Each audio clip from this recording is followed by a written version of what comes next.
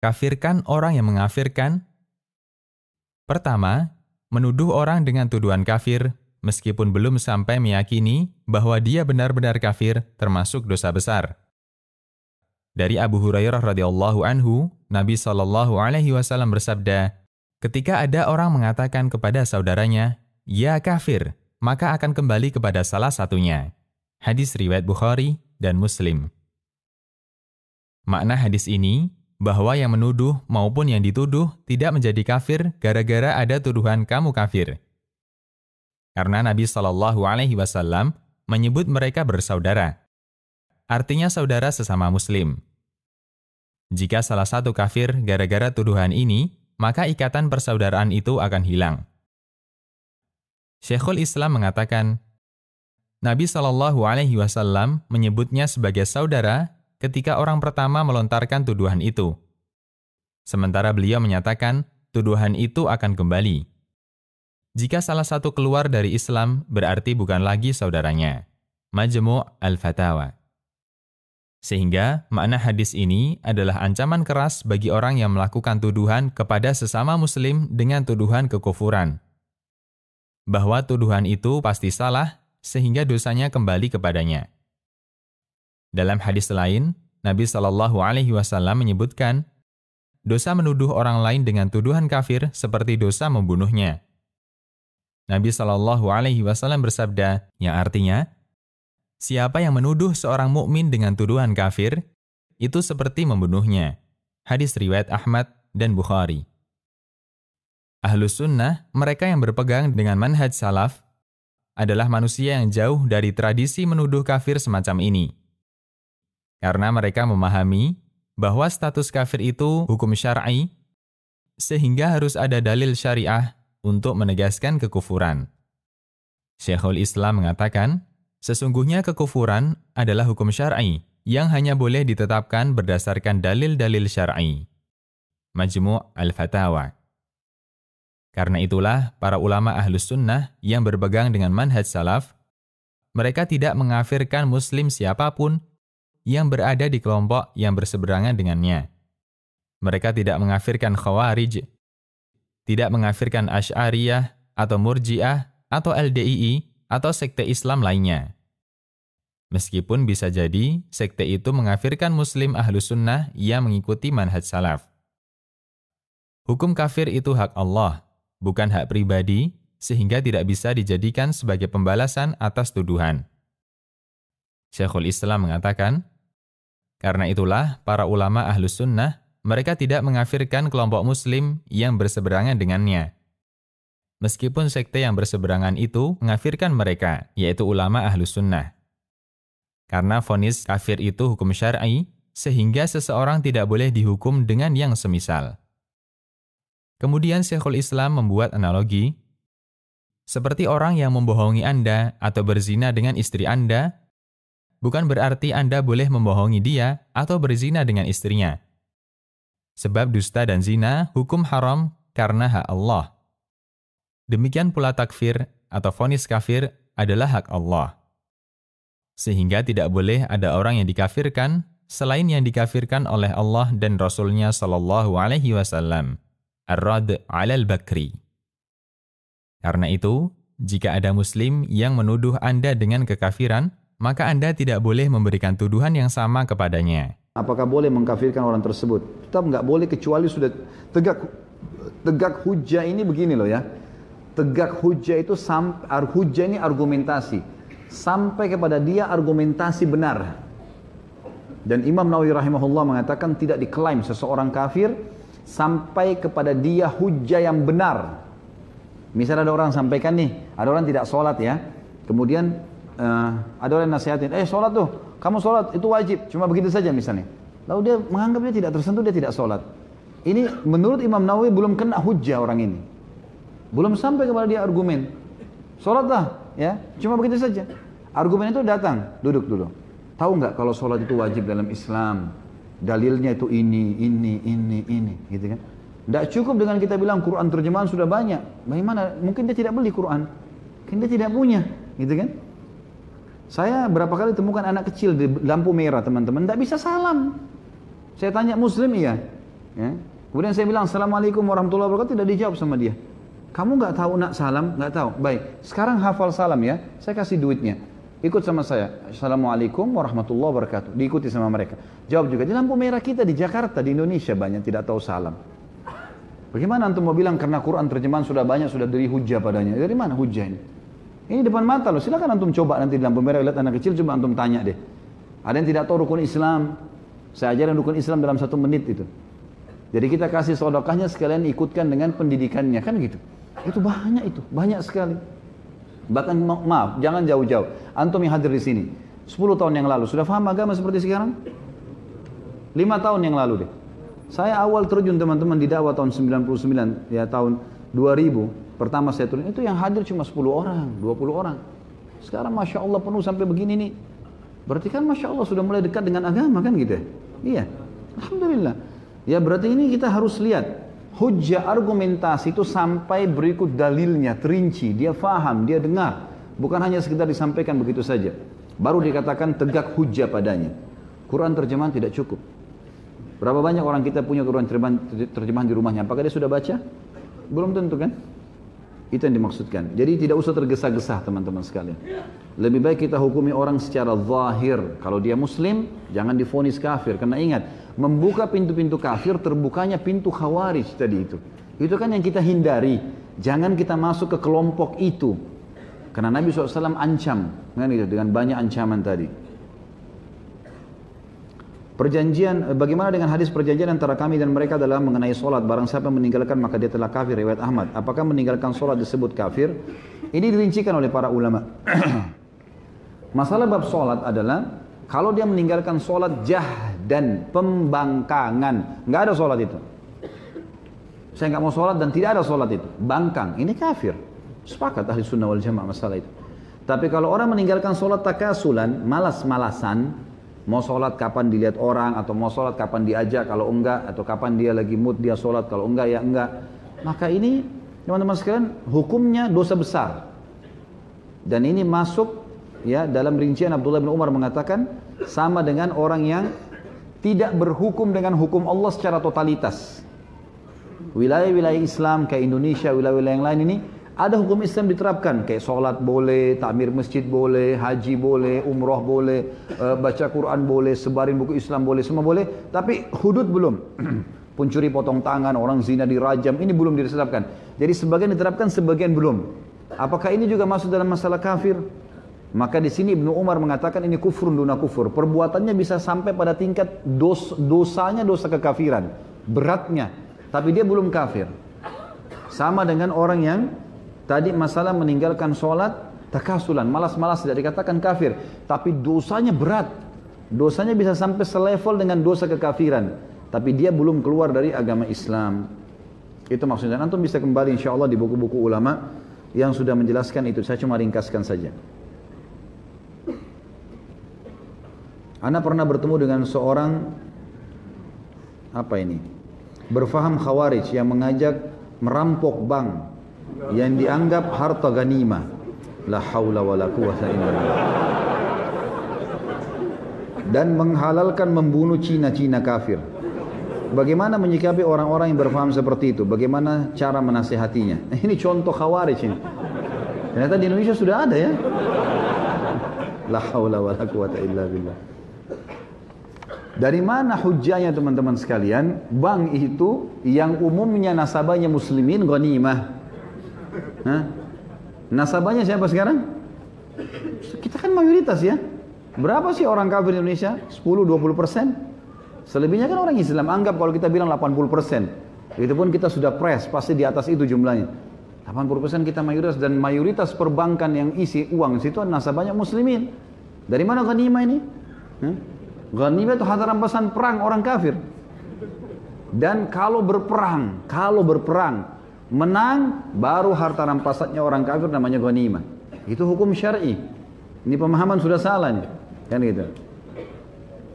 Kemudian menghalalkan membunuh Cina-Cina kafir. Kenapa ini? Ada masalah apa sebenarnya? Kita harus lihat dulu ya. Ada dua jenis orang kafir. Kafir harbi dan kafir zimmi. Terlepas daripada orang Cinanya.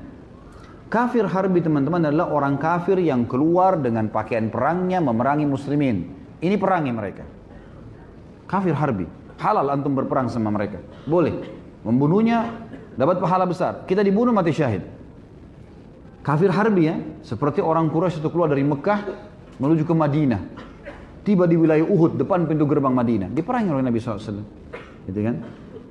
Kafir zimmi adalah orang kafir atau istilah lain mu'ahad adalah orang kafir di bawah naungan pemerintah Islam. Ini nggak boleh diganggu teman-teman.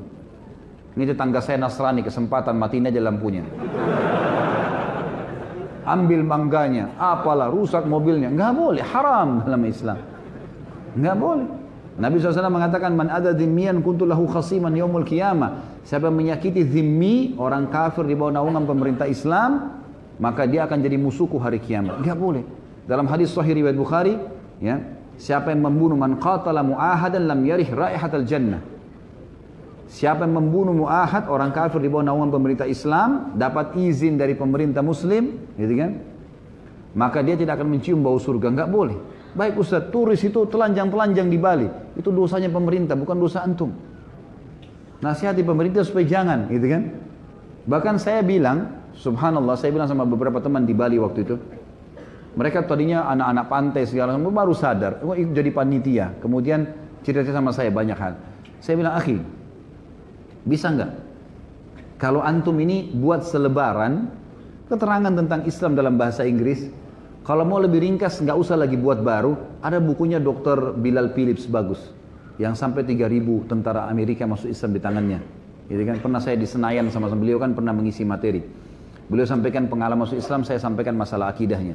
Tapi bukunya beliau itu saya dengar di Timur Tengah, di beberapa negara-negara Islam, di Qatar, di Saudi, di Emirat, itu banyak orang-orang Filipina segala masuk Islam karena buku itu dikasih saja. Baik, bisa nggak antum sebarin ke orang-orang bule itu kalau lagi datang, kasih saja. Karena mereka muslimin banyak yang buka restoran, banyak yang buka toko handphone, dan banyak orang-orang yang datang beli. Bisa dikasih? Oh bisa Ustaz. Kenapa nggak dilakukan? Itu kan dakwah bagus. Orang mereka suka baca, siapa tahu mereka dapat hidayah. Daripada antum bom, gitu kan? Iya, malah bagus dibom kita mati, kemudian atau kita kasih lembaran dia bisa dapat hidayah. Kasih. Dia bilang iya bisa Ustaz, tapi belum terfikir sebelum. Baik lakukan sekarang. Bisa dilakukan itu, kenapa enggak? Gitu kan? Mereka bisa saja mereka melakukan itu karena mereka belum paham dari kecil, mereka tahunya boleh telanjang di pantai, boleh segala macam. Baik sebarkan. Bukan kita datang ke sana, tapi di kesempatan momen misalnya lagi di supermarket, kita punya supermarket, mereka datang belanja roti segala macam, kita kasih misalnya. Itu bisa saja terjadi kan, karena muslimin punya komunitas yang bagus. Contoh saja, kenapa kita nggak dakwahin seperti ini, misal contoh ya. Jadi harus kita bedain antara kafir harbi sama kafir zimmi. Kalau semua dikatakan orang Cina kafir boleh dibunuh, memang mayoritas Cina kan non muslim sekarang. Di Indonesia ya nggak?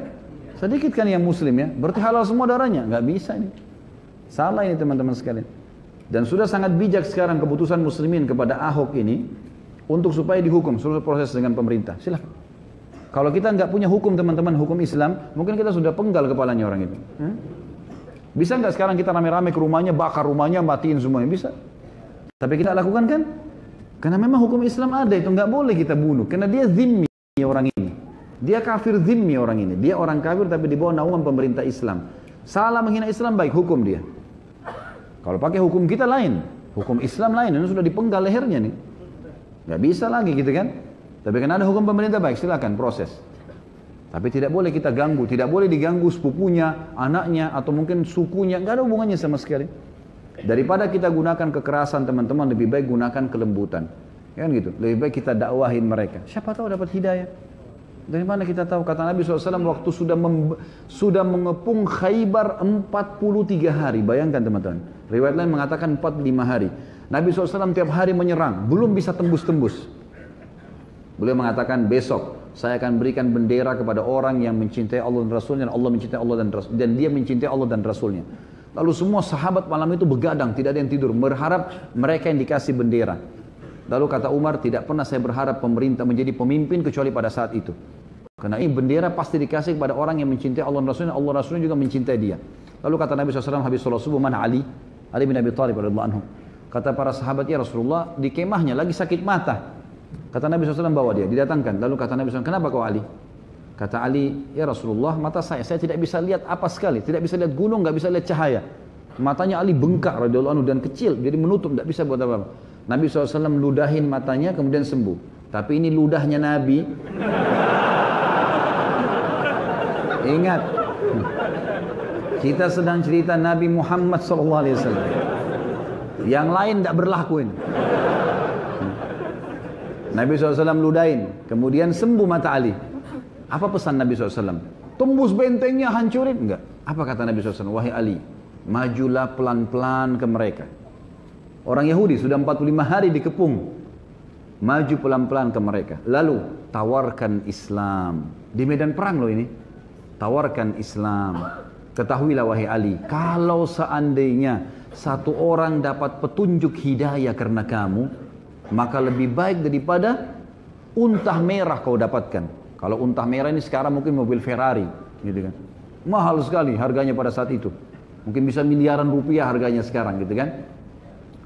Maka Nabi SAW mengatakan itu, kalau mereka nolak, tawarkan jizyah. Kalau mereka nolak, baru perangi. Itu di medan perang loh itu. Bagaimana kita di negara aman begini, bunuh saja, nggak bisa. Hah?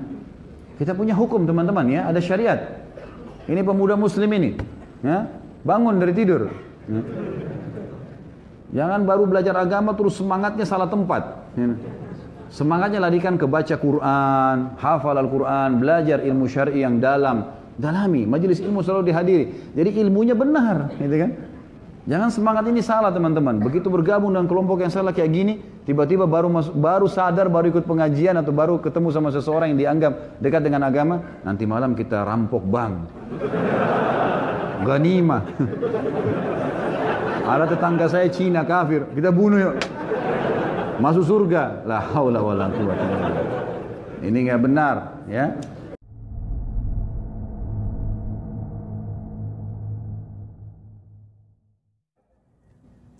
Kaidah yang pertama tadi, ya, kata al-yaqin la yazulu bisyak. Ini juga penting ya.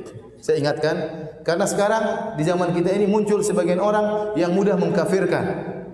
Dikenal dengan kelompok takfiri, mudah sekali mengkafirkan. Kita bilang seorang kalau masuk Islam dengan mengatakan asyhadu alla ilaha illallah wa asyhadu anna muhammadar rasulullah, berarti dia masuk Islam dengan keyakinan. Kita sepakat dia sudah masuk apa? Islam. Maka tidak boleh kita keluarkan dia dari Islam kecuali dengan satu yang yakin pula.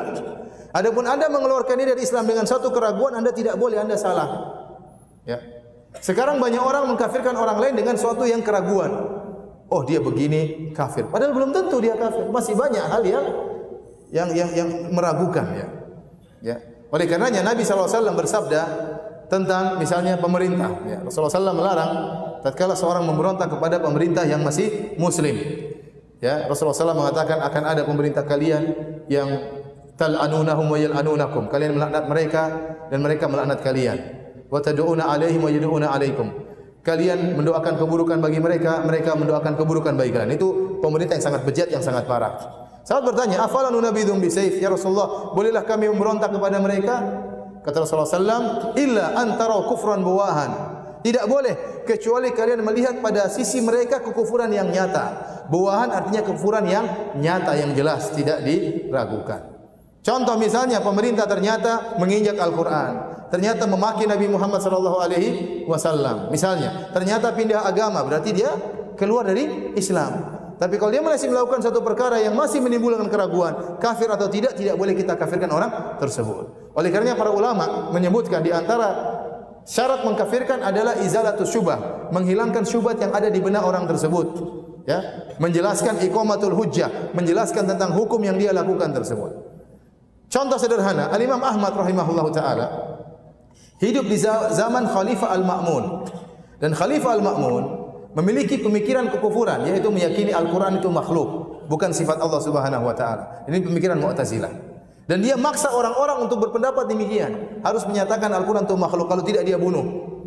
Namun, dan para ulama sepakat, man qala anal Qur'ana makhluk fa huwa kafir. Barang siapa yang mengatakan Al-Quran adalah makhluk, bukan firman Allah, maka dia adalah kafir. Ini para ulama sepakat. Tetapi apakah Imam Ahmad mengkafirkan Al-Ma'mun? Jawabannya tidak. Dia tidak mengkafirkan Khalifah Al-Ma'mun. Kenapa? Khalifah Al-Ma'mun masih banyak syubhat di kepalanya. Jadi tidak mudah kita mengkafirkan orang. Karena dia masuk Islam dengan keyakinan, maka tidak boleh kita keluarkan dari Islam kecuali dengan keyakinan pula. Sekarang muncul sedikit orang, sedikit togut, polisi togut, tentara togut, bom saja, bunuh saja. Itu enggak gampang, ikhwan. Enggak gampang. Ya. Contoh sederhana lagi, kisah tentang Usama bin Zaid. Usama bin Zaid hibbu Rasulillah. Orang yang sangat dicintai oleh Nabi sallallahu alaihi wasallam karena bapaknya adalah Zaid bin Harithah, budak Nabi yang pernah diangkat menjadi anak angkat Nabi sallallahu alaihi wasallam. Dan Nabi sangat sayang kepada bapaknya, Nabi juga sangat sayang kepada anak dari Zaid, yaitu Usama bin Zaid. Suatu hari Usama bin Zaid berjihad bersama para sahabat. Ada seorang kafir musyrik yang sangat hebat dalam pertempuran. Dia bunuh banyak orang Islam. Maka dikejar oleh Usama bin Zaid sama seorang Ansari mengejar laki-laki ini. Dan dia melawan dengan perlawanan hebat. Tiba-tiba lelaki tersebut, orang musyrik tadi kalah. Kalah sudah siap dibunuh. Waktu Usama mau bunuh dia, tiba-tiba dia mengucapkan asyhadu an la ilaha illallah. Dia masuk Islam. Wa asyhadu anna Muhammadar Rasulullah. Maka teman Usama mau bunuh enggak jadi, kata dia orang ini sudah masuk Islam. Usama lanjut aja, dia bunuh saja. Dia bunuh. Akhirnya berita ini sampai kepada Nabi sallallahu alaihi wasallam. Nabi marah. Kata Nabi, aqataltahu ba'da an qala la ilaha illallah. Nabi murka, kata Nabi, apakah kau bunuh dia setelah dia mengucapkan la ilaha illallah? Kata Usama, inna ma qala dzalika taqa nafsi. Ya Rasulullah, dia mengucapkan demikian supaya selamat saja ya Rasulullah. Kata Rasulullah sallallahu alaihi wasallam, hal syaqaqta an qalbi? Apakah kau sudah buka dadanya, kau tahu dia mengucapkan demikian? Maksudnya apa?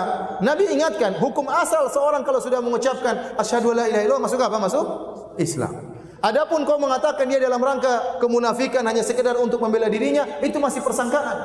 Kecuali kau buka hatinya, kau tahu dia mengucapkan tersebut hanya untuk kemunafikan. Paham? Padahal indikasi sangat kuat orang ini untuk menyelamatkan diri. Indikasinya kuat atau tidak? Sangat kuat. Tetapi masih belum bisa menghilangkan keyakinan. Maka Nabi marah kepada Usama. Jadi para hadirin sekarang model muncul-muncul sebagian orang mudah sekali karena jengkel sama pemerintah, jengkel sama polisi. Ya kalau ente ada kesalahan nasihati mereka, tidak jangan sampai mengkafir-kafirkan karena bahaya. Karena kata Nabi sallallahu alaihi wasallam, "Maqala li akhihi ya kafir, faqad ba'a bi ahaduhuma." Barang siapa yang mengatakan kepada saudaranya wahai si kafir, akan kembali kepada salah satunya. Kalau benar ya enggak apa-apa, kalau enggak benar kembali sama Anda, bahaya. Maka ini kaidah yang sangat penting, al-yaqin la yazulu bi syak. Bahwasanya keyakinan tidak bisa dihilangkan dengan keraguan.